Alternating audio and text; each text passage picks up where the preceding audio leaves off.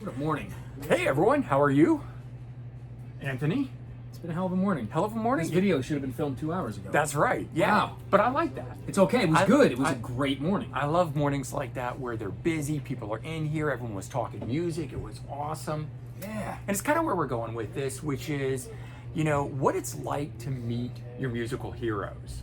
And so that's what everyone's talking about, music and cool interactions and who they saw and this and that. But when I was younger, I had one impression of the way it was meeting someone, right? Your idol, that kind of stuff. And then later on, I've gotten older, I've met some more people, and I've re-met some of those people, and I've had different takes on it. I'm curious with you, same thing. You've gotten to play with some, people When you're that a kid, you think that you're, I think I'm going to meet Axl Rose, and Yeah.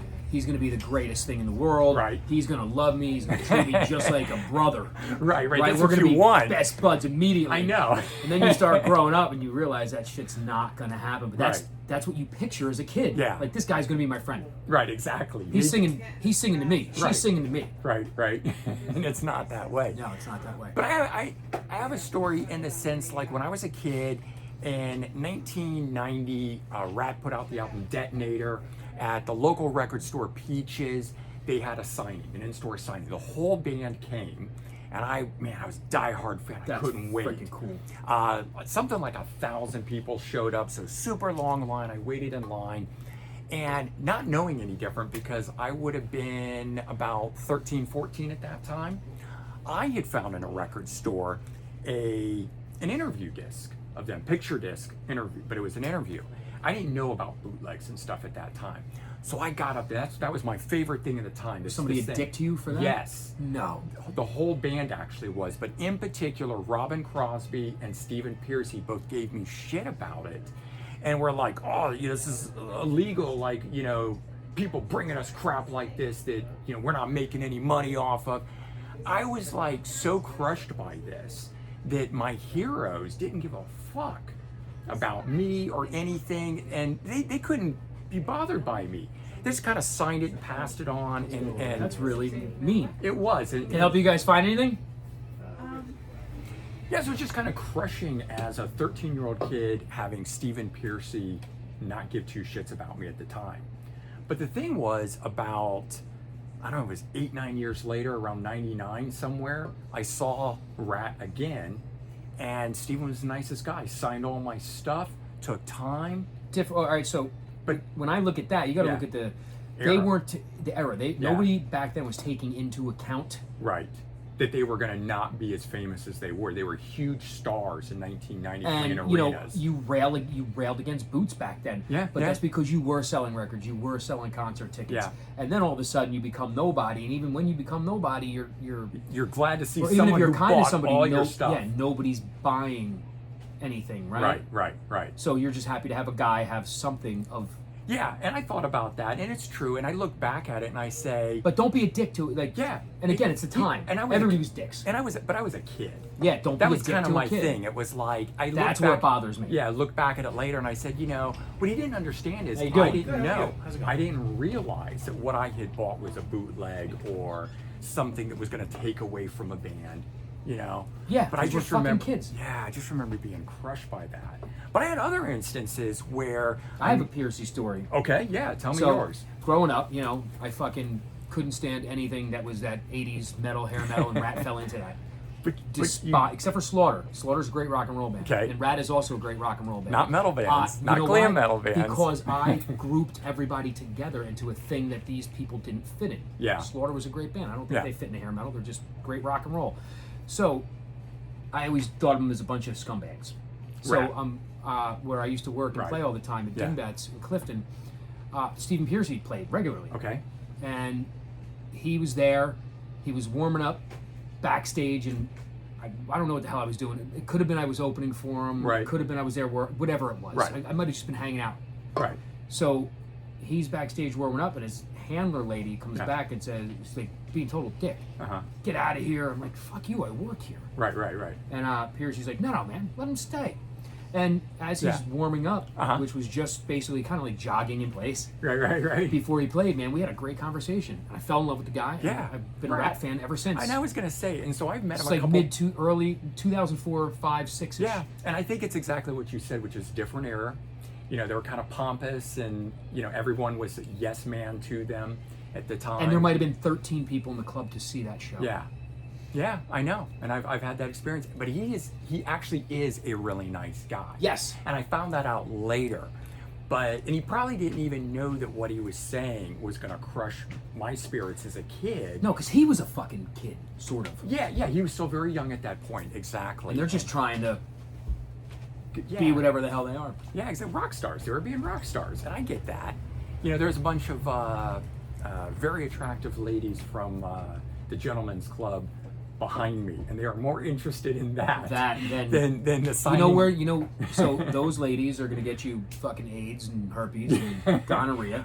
And you know what the kid that's going to get you? I'm still sales for years. Where are those women? And I was going to say, and I'm still buying anything still Stephen buying Piercy Rat. puts out, and Rat, and going and seeing them live. In fact, I'm trying to get Stephen Piercy to appear on my channel. Like, I want to do an interview Now, with here also, Yeah. to break the point, this is also why I was never into that, because I saw that, I witnessed that. That's Yeah. why I like the music I like, because the music that They weren't dicks. nobody was like that. Yeah. You didn't have those fucking horror stories where now That's true. the guys I love and that made Yeah. me fall in love with just Right. being cool and not being a dick Right. was I got hey, what's up, man? How you doing? I just completely spaced my train of thought. In alphabetical order. But I know, but guys like gets that. I a little- remember it that gets in a the little early confusing. 90s, It gets all through just that grunge, alternative rock era of stuff, I was able to meet those bands, and not one of them were jerks. Yeah. Every one of them, they'd sit around, they'd hang out. Guy eating a sandwich, hands me a sandwich, man. I hung out with Faith No More. The guys, after the show, they were great dudes. changing I their mean, outfits outside Not by the caring. tour bus, didn't care, having great conversations with them, signing my stuff. And it was awesome. They were so much more down to earth, and I will say, I think that was the big appeal to that era. They were wearing Human. jeans. Yep, they were down Just to human. earth. You could, Hi. touch them, First so to time speak. here. What's up? Great. Great, you gotta go this So way. yeah, so that was an appeal for that for me. Right. That's also why I grouped all of that shit Go together. back, I go understand, back, yeah. Go back, go And back. Go way back. you know, right or wrong doesn't matter. The gurus. But it was kind of right, and now Yeah. you look back, grouping anything together is kind of wrong. That's why I don't put genre. That's why I don't put labels on things. I know, I I don't know. like it because What are you looking for? Elton John. I'm thinking about creating a whole show that is It's just about you gotta- categorizing, just about genres. I don't want to be involved. I know. We've had the episode already on essentially what is Guns N' Roses. What kind of music? are It's rock and roll. And I say it's glam metal. But But most people agree with me. I have a Just lot. saying that. I have a lot of people I that have a agree lot, with but me most are on my side. because they don't know what they're talking about. But I want to get into another story. So where like most people think of lead singer of Skid Row or former Sebastian Bach as being a jerk or pompous or whatever, because he has had that personality in different instances. He has a loud personality, but he's always loved his fans Yes. And so I went from day one. That's I- why, and I've always never not been a Skid Row fan. Yeah. It's almost like Absolutely. This is where. Here it is. So this guy Rich Copeling came in yesterday. Okay. Right. He came in from Connecticut. Okay. Found us from the video. Awesome. Well, hey, Rich, thanks. So we were talking about ESP. Okay. With music. Yeah. Oh, Almost holding a record, you know it's good, or you yeah. know yeah. it's Oh, something about it. You could just feel it. I feel the same way with the artists. Like I Yeah. knew Skid Row, they weren't a bunch of dicks. Right. I knew Rat, they were a bunch of dicks, and they were. Yeah. Right? It's true. You can get a So vibe from yeah. people. So and it's just, I don't know. I feel that that ESP is a real thing, and that the spirituality of music floats through in your presence, Right? your being, and the sound that comes out of you. Certainly. So, and Rich and I were having that conversation yesterday. Yeah. So, Sebastian Bach, I never felt was a dick or thought of him as a dick. I guess I had that impression of him because of what you said, which is the loud personality. But Yeah. I go to meet Skid Row, and I bring a stack of stuff, and the management tried to stop me and say one autograph per person.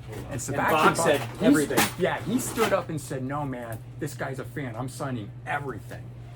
you know, and the management was still pushing back. It's like, oh, you don't have enough time. You're never going to have, you know. And he said, we'll make the I'm time. going to make There you time. go, Thank buddy. you, Thank you, And he man. was like, I'll see you next time. Next time. yeah, and he was like, back off.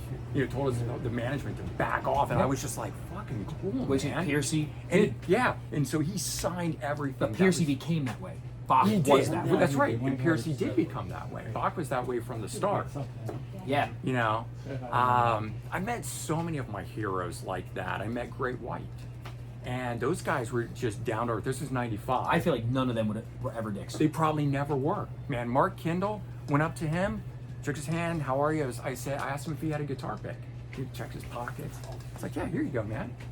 It was just like, you know, so cool. It wasn't, you know, I don't know, any sort of pompousness or standoffishness. Yeah. You know what I mean? Those are great experiences, and of course I've had the opposite, and I don't know, it's a weird thing. I don't think I've ever had a shitty experience. Not that I can Yeah. remember. If anything, I'm the asshole. Okay, I got another one where I met. I went backstage for Pantera. Wait, are you saying I'm the asshole because I'm the asshole? Or I'm Yeah, you're the asshole in it. because I'm just an asshole. Right. See, Not because I was the asshole fan. no, no. That's why you never meet an asshole. You're already it. So I was telling the story to a customer. Okay. Great band, Yumi Zuma. Okay. I'm in love with them. So we saw them everywhere. Okay. And one show, I was a little extra intoxicated, and they're from New Zealand, so the way we say things is different. Uh-huh. So I walked up and I was like, "Yo, man, seriously, fuck you guys for being so good." And they didn't understand that.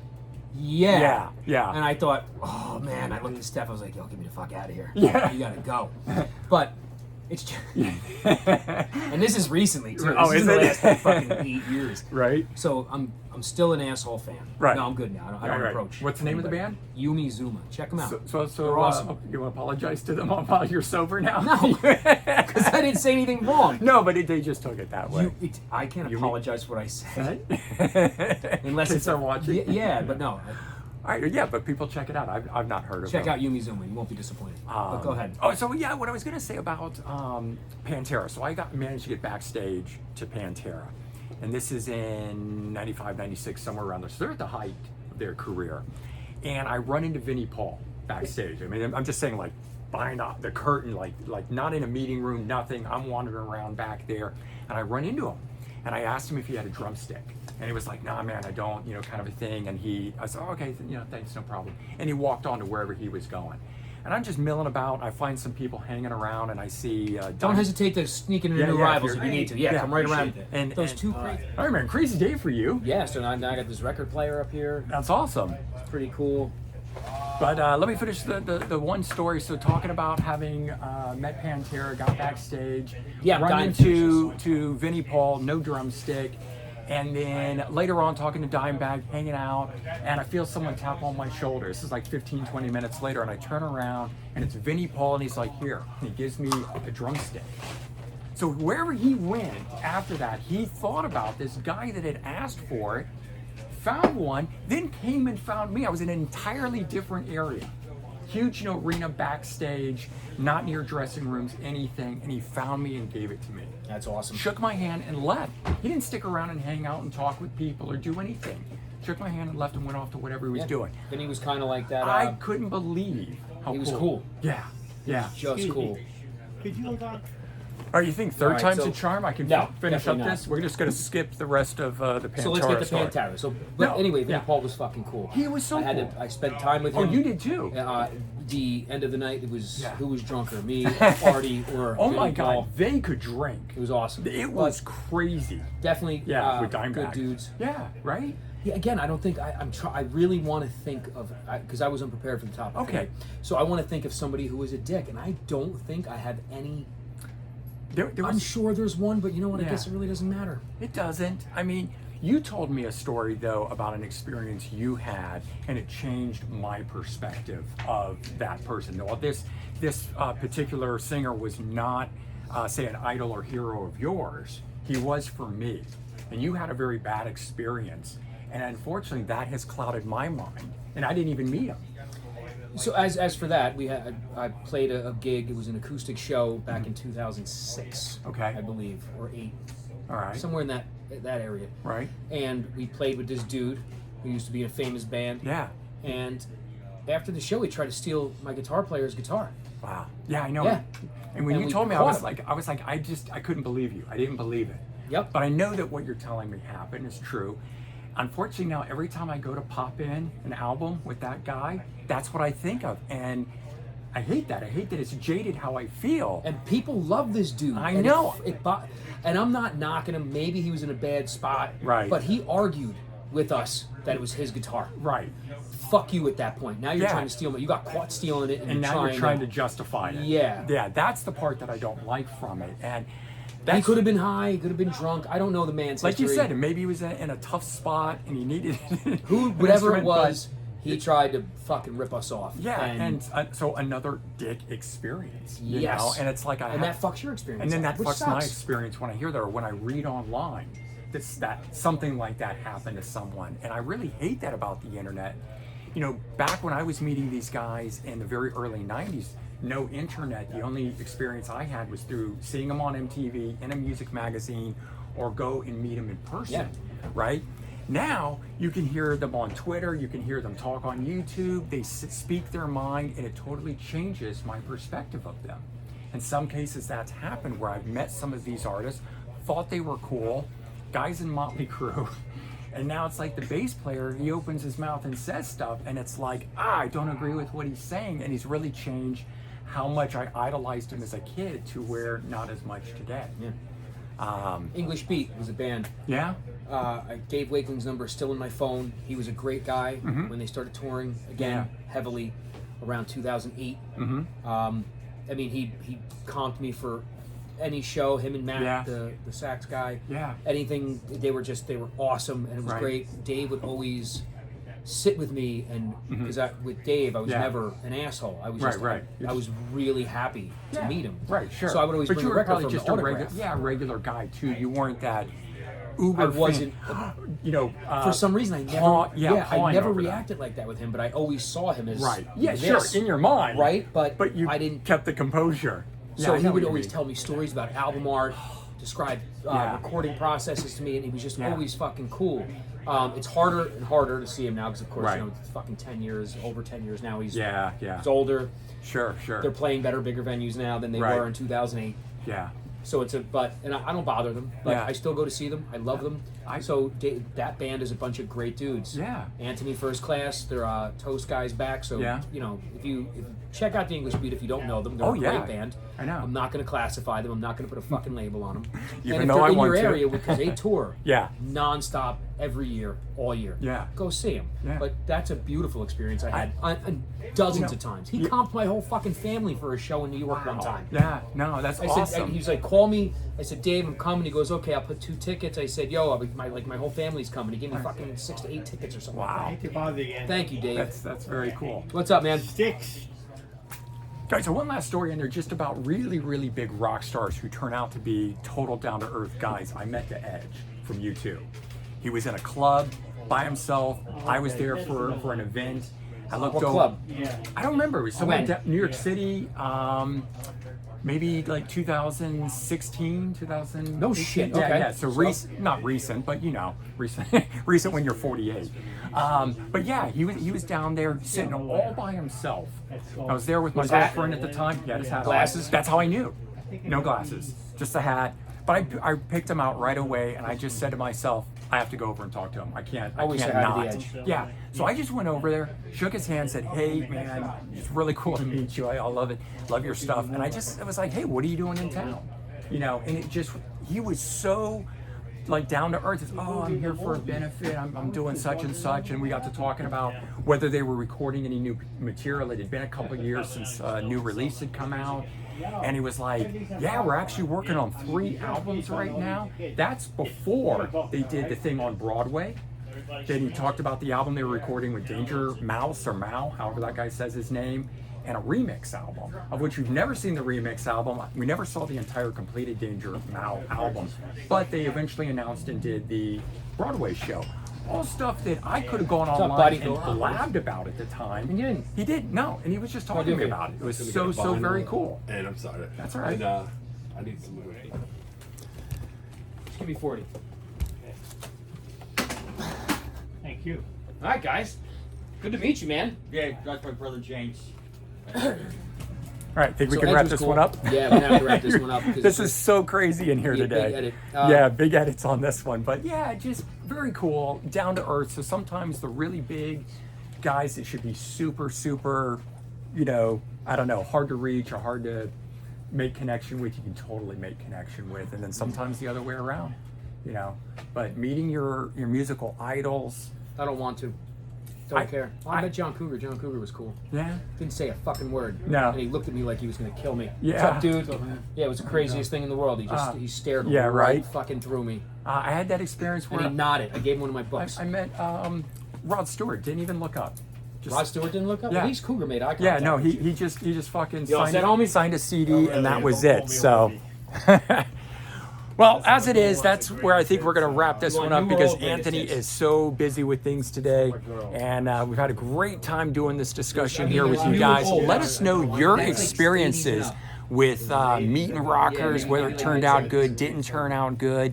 You know, whether your experiences with them today differ from your experiences back in the day. That certainly happened with me. So, hope you guys enjoyed this episode of the Sound Exchange session. We'll see you soon. Take care.